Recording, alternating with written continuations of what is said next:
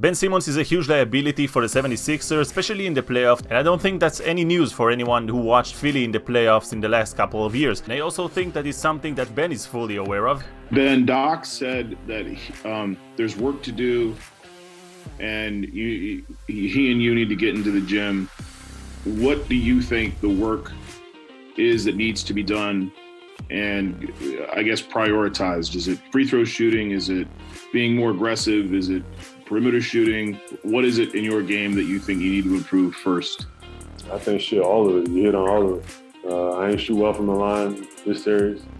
Offensively, I wasn't there. I ain't doing enough for my teammates. But there's a lot. There's a lot of things I need to work on. You gave up a dunk opportunity, and I don't know if you answered this earlier, but you gave up a dunk opportunity right there. And I know you're a pass-first guy, but you're also 6'10" and 240.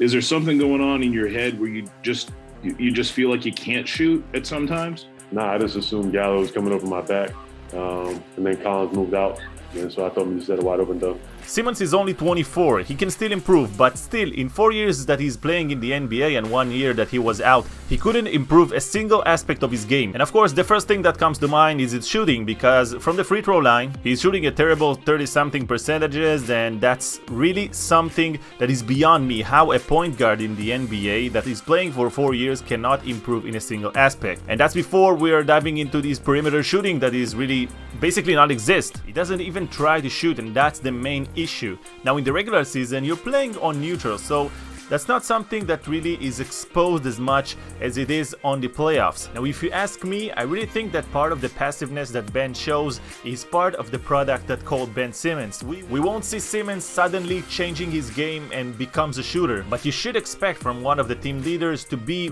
much more aggressive and try to get his points. To take only 4 shots in game 7 in 35 minutes on the floor, where you're supposed to be one of the leaders and execute for your team, not only be the facilitator, might show a mental weakness that puts a clear ceiling on Ben Simmons' game. You're not getting double teamed, get right, be aggressive. That's all I want, just be aggressive.